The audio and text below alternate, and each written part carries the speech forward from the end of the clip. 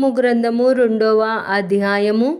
లయకర్త నీ మీదికి వచ్చుచున్నాడు, నీ దుర్గమునకును కావలి కాయుము, మార్గములో కావలియుండుము, నడుము బిగించుకొని బహు బలముగా ఎదురించుము. దోచుకొని వారు వారిని దోపుడు సొమ్ముగా పట్టుకొనినను, వారి ద్రాక్ష వల్లులు నరికి వేసినను, అతిశయాస్పదముగా ఇశ్రాయేలీయులకు వలె యెహోవా యాకోబు సంతతికి మరలా అతిశయాస్పదముగా అనుగ్రహించును. ఆయన బలాఢ్యుల డాలు ఎరుపాయెను, పరాక్రమశాలురు రక్తవర్ణపు వస్త్రములు ధరించుకొని ఉన్నారు. ఆయన సైన్యము వ్యూహపరచిన దినమున రథభూషణములు అగ్నివలె మెరయుచున్నవి, సరళధారుమయమైన ఈటెలు ఆడుచున్నవి, వీధులలో రథములు మిక్కిలి తొందరగా పోవుచున్నవి, రాజమార్గములలో రథములు ఒకదాని మీద నొకటి పడుచు పరుగులెత్తుచున్నవి. అవి దివిటీల వలె కనబడుచున్నవి, మెరుపుల వలె అవి పరిగెత్తుచున్నవి. రాజు తన పరాక్రమశాలురను జ్ఞాపకము చేసుకొనగా వారు నడుచుచు పడిపోవుదురు, ప్రాకారమునకు పరిగెత్తి వచ్చి మ్రాను సిద్ధపరచుదురు. నదుల దగ్గరనున్న గుమ్మములు తెరవబడుచున్నవి, నగరు పడిపోవుచున్నది, నిర్ణయమాయెను, అది దిగంబరియై కొనిపోబడుచున్నది. గువ్వలు మూల్గునట్లు దాని దాసీలు రొమ్ము కొట్టుకొనుచు మూల్గుచున్నారు.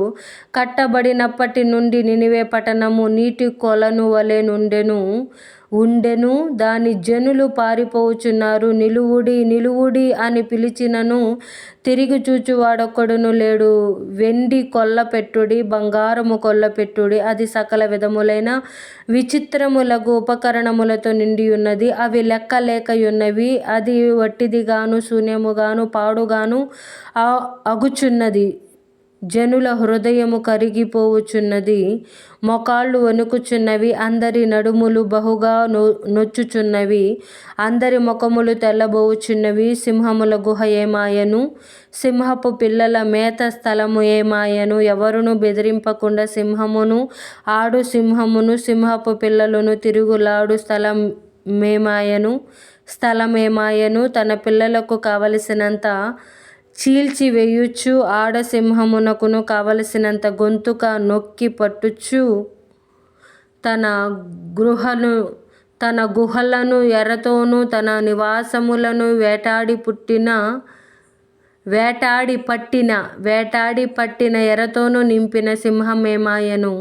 నేను నీకు విరోధినై ఉన్నాను, వాటి పొగ పైకెక్కునట్లుగా నీ రథములను కాల్చివేసెదను. కత్తి నీ కొదమ సింహములను మృంగివేయును. నీకిక దొరకకుండా భూమిలో నుండి నీవు పట్టుకొనిన ఎరను నేను తీసివేతును. నీ దూతల శబ్దము ఇక వినబడదు. ఇదే సైన్యములకు అధిపతియగు యెహోవా వాక్కు.